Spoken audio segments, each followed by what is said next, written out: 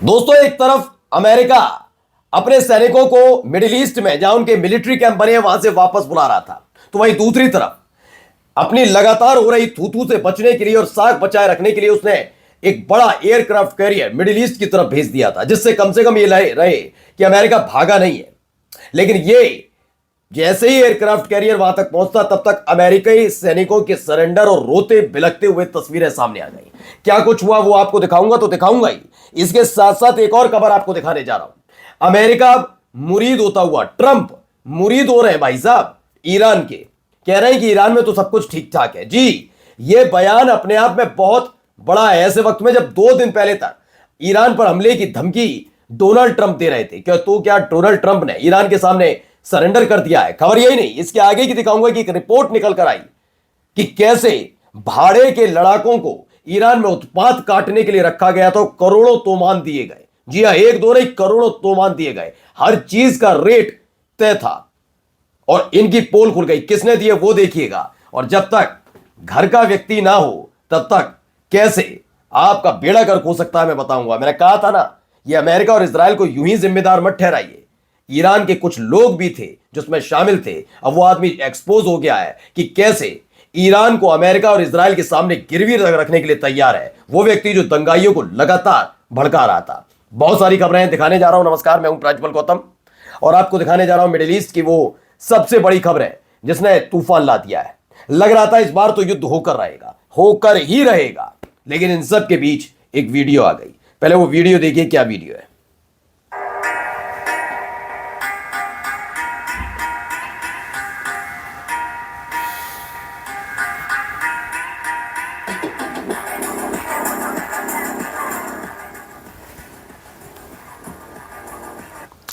तो लगातार ये निकलकर तस्वीर सामने आई है। इसमें आप सरेंडर मोड में नजर आ रहे हैं अमेरिकी सैनिक। अमेरिकी सैनिक हैं, अमेरिका के लोग हैं, सैनिक है ना, अमेरिका के लोग हैं। देखिए कैसे घुटने पर बैठे हैं, कैसे सारे के सारे घुटने में बैठे हैं, रो रहे हैं, बिलख रहे हैं। खबर क्या निकल कर आई? खबर बताया गया कि ईरानी हैंडल साइकोलॉजी वॉरफेयर के तहत अमेरिकी नौसेना के सरेंडर का वीडियो वायरल कर रहा है।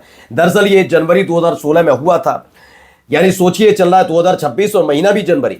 और आज से ठीक 10 साल पहले अमेरिका के ऐसे ही पूरे जहाज को अपने कंट्रोल में ले लिया था ईरान ने और सरेंडर कराया था। वो रोए थे, बिलके थे। उसके बाद कूटनीतिक बातचीत हुई थी और छोड़ा गया था।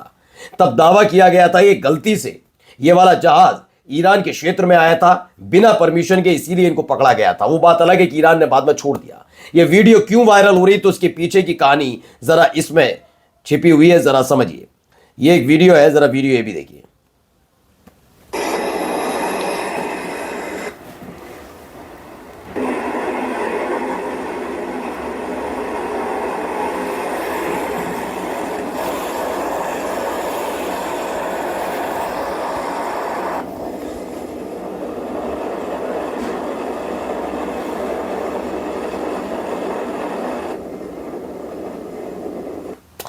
तो ये भी खबर निकलकर सामने आई जिसमें बताया गया अमेरिका ईरान बढ़ते तनाव के बीच पेंटागन का बड़ा आदेश। पेंटागन ने USS Abraham Lincoln carrier strike group को साउथ चाइना सी से मिडिल ईस्ट की ओर बढ़ने का निर्देश दिया।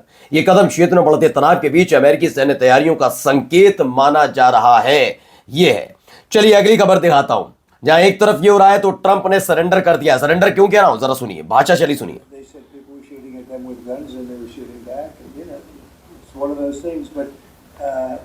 They told me that there'll be no executions, and so I hope that's true. They said people. तो अब ये कह रहे हैं ट्रंप जो कल तक धमकी दे रहे थे, ईरान में अराजकता, ईरान में तानाशाही का जिक्र कर रहे थे, अब क्या कह रहे हैं सुनिए, पढ़िए। पहली बार ट्रंप ईरानी शासन के इस दावे को स्वीकार करते दिख रहा है कि पहले प्रदर्शनकारियों ने सुरक्षा बलों पर गोली चलाई और बाद में जवाबी कार्रवाई हुई। हर कोई जानता है प्रदर्शनकारी में गोली चलाने वाले कौन थे, दंगाई। पहले ये कह रहे थे कि उन प्रदर्शनकारियों पर अगर सख्ती से निपटा ईरान तो अमेरिका हमला कर देगा। अब जब अमेरिका की तरफ से हमले की कोई योजना ही नहीं रही, सब कुछ क्यों हुई है वो भी बताऊंगा। एक रिपोर्ट के आने के बाद इनके सलाहकारों ने जो सलाह दी उसके बाद ट्रंप सरेंडर मोड में। तो कह रहे हैं कि अब सब कुछ ठीक है। कहां गलती तो प्रदर्शनकारियों की थी, गोलियां तो उन्होंने ही चलाई थी, उसके बाद सुरक्षा बल ने कार्रवाई कर दी। ये अगर यही बयान होता तो बात अलग थी। एक और बयान सुनिए, ये अपना पल्ला कैसे झाड़ रहे हैं इस पूरे मसले से, जरा सुनिए। Been notified and pretty strongly, but we'll find out what that all means. But we've been told that the killings Iran is stopping and stopping, and there's no plan for executions or an execution or executions. So I've been told that a good authority will find out about it. तो मैं बताता हूं क्या कह रहे हैं। Donald Trump ने कहा है कि उन्हें विश्वसनीय सूत्रों से ने बताया है, अभी अभी बताया, मतलब 10 दिन में सब कुछ चेंज हो गया। सुनिए क्या, कि ईरान में हत्याएं रुक रही हैं। ओके, अभी पता लगा, इससे पहले नहीं था। अभी 3 दिन पहले तक तो धमकी थी, 2 दिन पहले तक। अभी अभी पता लगा कि ईरान में हत्याएं रुक रही हैं और फांसी देने की कोई योजना नहीं है। उस आधार पर यह आदमी ने कहा फिर जाने दो, कोई दिक्कत नहीं। सोचिए कितने शरीफ बनना है। अच्छा, ये क्यों नरमी आई है, नरमी जानना चाहते हैं तो जरा देखिए। इतना माहौल बनाने के बाद भी अमेरिका ने अभी तक हमला नहीं किया। एनबीसी न्यूज की रिपोर्ट है कि राष्ट्रपति ट्रंप चाहते हैं कि ईरान के खिलाफ सैन्य अभियान से ईरान को तेज और निर्णायक झटका लगे और एक लंबे युद्ध से बचा जा सके। क्योंकि किसी भी देश में अगर इस तरीके से जैसा ईरान में दंगा और प्रदर्शन हुआ था, इस लिहाज में अगर कोई देश उस पर हमला कर दे, किसी भी देश में, मानकर चलिए किसी भी देश में ऐसा प्रदर्शन हो रहा है, दंगे हो रहे हैं, ऐसे में कोई दूसरा देश उस देश पर हमला कर दे तो लड़ने की स्थिति में नहीं हो पाते। अब वो बाहरी दुश्मन से लड़े या अंदर जो अराजकता फैला रहे हैं उनसे लड़े, अस्त व्यस्त हो जाती है स्थिति, कमर टूट जाती है किसी भी देश की। मैं चीन का जिक्र करता हूं, मैं रूस का जिक्र करता हूं, मैं अमेरिका का जिक्र करता हूं। अमेरिका में जो ईरान में हुआ, अमेरिका में हो जाए और अचानक से कोई अमेरिका पर हमला कर दे तो बड़ा मुश्किल होगा दोनों चीजों को टैकल करना, हैंडल करना। ये बात जानते हैं। तो यही चाहते थे एक बार हमला किया जाए, ये सारे के सारे, चाहे खामनेई हो, चाहे वो ईरान की मौजूदा शासन हो, ईरान रिपब्लिक, सब भाग जाएंगे देश छोड़कर, फिर इनका राज होगा। लेकिन हो नहीं पाया। क्यों? क्योंकि देखिए, लेकिन ट्रंप के सलाहकार इस बात की गारंटी नहीं दे सकते कि सैन्य हमला तुरंत सत्ता परिवर्तन लाएगा, क्योंकि वो जानते हैं अगर किसी भी देश पर हमला हो तो उस देश के अंदर जो हकीकत में महंगाई के खिलाफ खड़े हुए थे प्रदर्शनकारी, वो सब कुछ भूलकर अपने देश के साथ खड़े नजर आएंगे और फिर इसका भुगतान भुगतना होगा, यानी परिवर्तन भी नहीं होगा, अपनी थूथू भी करा लेंगे। इसीलिए और तो और मिडिल ईस्ट में इतने संसाधन नहीं है उनके पास कि ईरान पर हमला किया जा सके, ये क्लियर है। अब जरा सुनिए क्या साजिश रची गई थी, इनको भी जरा सुन लीजिए।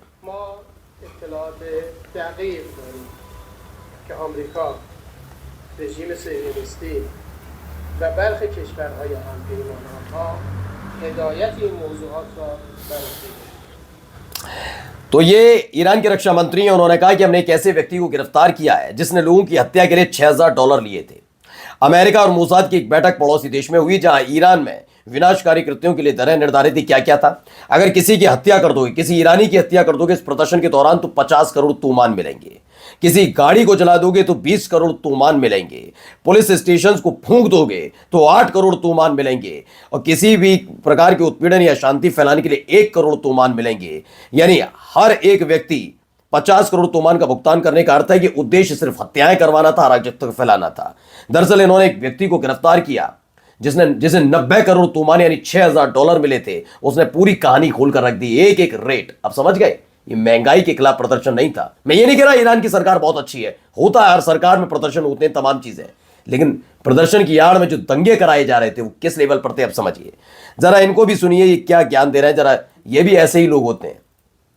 To all of our friends around the world, under the yoke of the Islamic Republic, Iran is identified in your minds with terrorism, extremism, and poverty. Okay. The real Iran is a different Iran. अब देखिए क्या कह रहे हैं, यूं कह रहे हैं कि वहां गरीबी है, भ्रष्टाचार है, ये है, वो है। रियल ईरान नहीं है तमाम। कौन है ये निर्वासित है, ईरान से निर्वासित रजा पहलवी है। अब मैं इससे पहले भी मैं साफ साफ कह चुका हूं, ये आदमी सिर्फ सत्ता में आने के लिए अमेरिका और इजराइल की कूद में बैठा है। मैं पूरी जिम्मेदारी के साथ पहले भी कह चुका हूं और आज साबित हो गया, क्योंकि इस आदमी ने जो बयान दिया जरा उसका मतलब समझिएगा। पहला, परमाणु सैन्य कार्यक्रम समाप्त होगा, जो अमेरिका चाहता है। परमाणु सैन्य कार्यक्रम जो इतने साल से ईरान लड़ रहा है जिसके लिए, वो खत्म होगा क्योंकि अमेरिका चाहता है, पहला। दूसरा, आतंकी संगठनों को समर्थन खत्म किया जाएगा। अपनी लड़ाई लड़ रहा हमास, इनकी नजर में, अमेरिका की नजर में तो आतंकी है ना। वो बात अलग है, HTS जब कल तक आतंकी था, अब आतंकी नहीं है। तो आतंकवाद की परिभाषित कौन करेगा? अमेरिका। जिसके फायदे के लिए काम करो तो आतंकी संगठन नहीं हो, जिसके फायदे के काम ना करो तो आतंकी संगठन। सोचिए, उनके दिमाग से सोच रहे हैं। तीसरा, अमेरिका से संबंध सामान्य होंगे, इजराइल को मान्यता दी जाएगी। सोचिए, अमेरिका और इजराइल के सामने यह आदमी अपने देश को गिरवी तक रखने के लिए तैयार है, जिस इजराइल की हैसियत नहीं कि वो 12 दिन भी, 3 दिन 4 दिन भी नहीं टिक पाया था युद्ध में, उसको मान्यता तक देने के लिए ये बात करते हैं। सोच लीजिए, ईरान की जनता तभी तो नहीं चाहती, तभी प्रदर्शन कर रही है, वो समझ गई है कि उनके देश को कैसे गिरवी रखने की पूरी प्रोग्रामिंग चल रही थी। नमस्कार।